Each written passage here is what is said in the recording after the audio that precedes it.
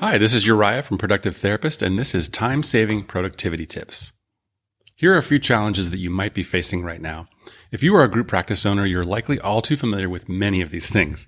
Disorganization, stress, anxiety, panic, exhaustion, lack of focus, distractions, feeling like you're drowning in tasks. You wear a ton of hats, and sometimes you work ridiculously long hours. You have a huge heart, and you shoulder a massive amount of responsibility. It's tough sometimes to balance the demands of your group practice and the needs of your family, not to mention taking care of yourself. Remember self-care? So here's what you want. This is the good stuff. You have desires when it comes to how you want your daily life and your work-life integration to feel like. You want more motivation, focus, creativity and flow, confidence, ease, balance and calmness, progress, and freedom. Also, you want to feel these things for more than 5 minutes, like once a month. We often hear from our clients that having a rockstar virtual assistant has made a huge difference and has made many things possible that were previously out of reach. Take a moment to imagine what it could be like if you had more balance, calmness, flow, or motivation. Fill in the blank with the thing or the things that you most want to experience right now. Make a note of that and hang on to it. You can definitely take some important steps and make decisions to bring more of the good stuff into your life and your business. So let's think about your big why. I want to give you a quick reminder about why you work so hard and why you're seeking to improve your practice. I don't want you to be more productive so you can check all the boxes and get stuck in a loop of overworking. That's way too easy. There are bigger reasons why you're so motivated. You likely want to genuinely help others. You are seeking growth because it excites you. You want to enhance your quality of life. One of my biggest motivations has always been to support my family and create possibilities for my wife and my 2 daughters. I've worked so hard over the last 12 years to build a practice that allows us to have time together and financial freedom. In 2018, we became debt-free, finally paid off that student loan, and we took an epic 3-week European family vacation. And just last month, I was able to pay for a new car all in cash. Such an amazing feeling. For me, it's not just about the money, but about what it creates for my family, and that really keeps me going. Think about your big why and keep that in front and center of your mind. The 3 keys to productivity are elimination, automation, and delegation. You might have heard this before. This is a helpful framework to organize a handful of productivity tips that I want to share with you. Elimination is key because saying no is an important skill and your time is limited. You need to create time and space for the things that really matter. Automation is super helpful. Anything that you can put on autopilot is something you don't have to remember and manage. I'll give you a few good tips on this. And lastly, delegation is an area that we're all working on from our first year of group practice ownership to the super established people like Maureen Werbach, Ken Clark, and Joe Bavanese, and others. When you delegate successfully, it creates so many possibilities for your time and also allows you to grow while avoiding burnout. That sounds pretty good, right? So let's get into the tips. First off with elimination. Start by reviewing your commitments and just quit something. There's a good chance that you're overcommitted somewhere right now. This makes me think about a therapist in my group coaching program recently. She's an amazing human and an amazing therapist who helps so many people. She told me about all the things that she was committed to, and I had to encourage her strongly to review her commitments. She did go ahead and quit being the full-on program chair for her state convention and quit a volunteer group as well. She decided that if it wasn't number 1 for her health and family or number 2 for her business, she was not going to do it right now. Next up, delete those I should really do this items from your list. We all have these. Somehow you convinced yourself that it was critical, but then you realize it just feels overwhelming and it's not actually important for your goals right now. You have 3 main options at this point. Number 1, just totally delete it.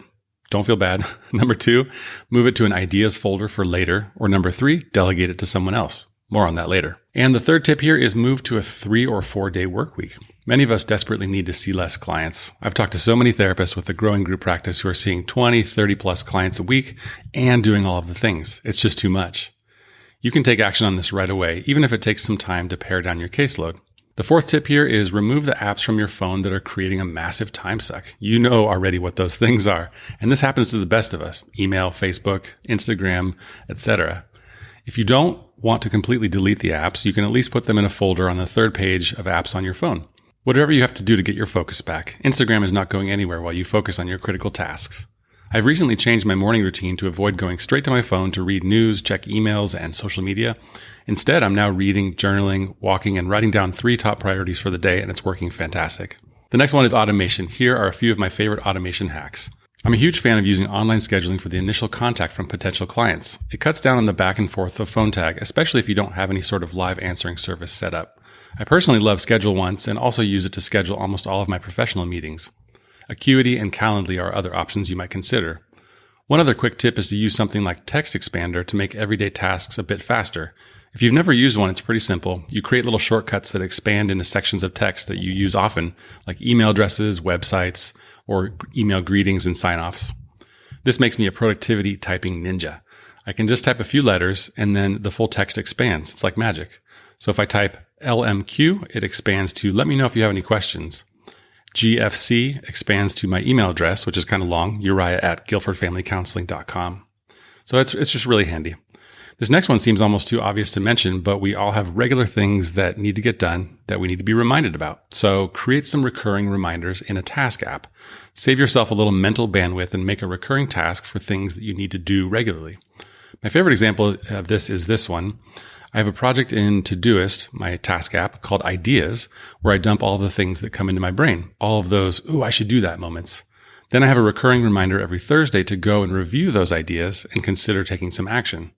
Also, every Friday, I have a reminder to complete one training in a membership program called The Exchange, all about group practices. I don't always follow through, but it keeps that priority coming back to my mind. Lastly, make sure to use any automation features that your EHR provides.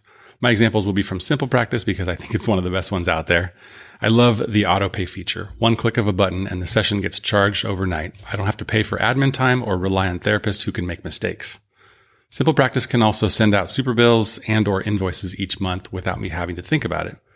Lastly, appointment reminders, which you're probably already using. Super easy to implement, and it saves a lot of time and money by decreasing those no-shows and the lost revenue. Anything that you can automate will ultimately make your business run smoother. The last one here is delegation. This is an essential skill that we all need to work on continually. It's not easy, especially in the beginning, but you can only scale your practice and your impact by building a team and letting others help you. If you have kids, put them to work. I've had my kids stuffing envelopes and prepping marketing materials on several occasions.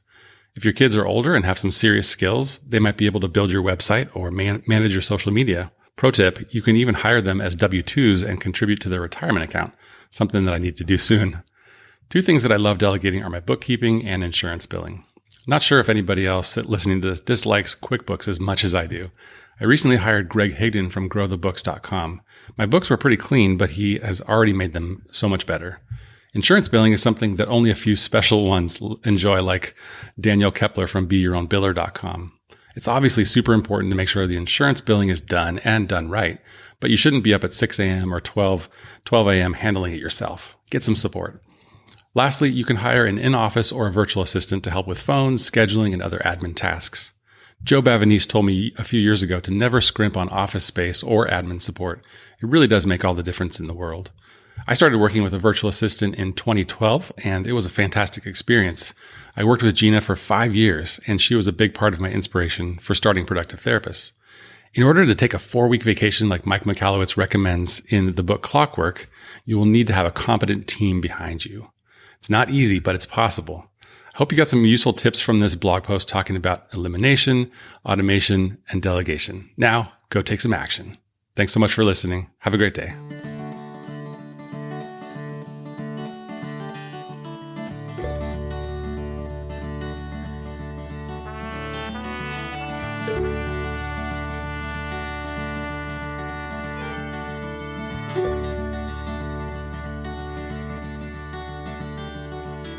Hey there, brother, I've been feeling down about the ways I've treated you, passing criticism through the roses and the lines.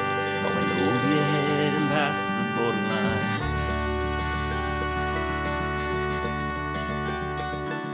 Hey there, mother, I know it's been some time.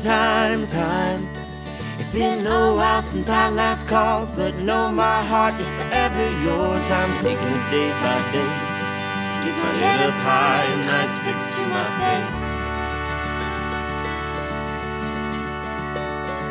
'Cause with every single day's another chance to make that change.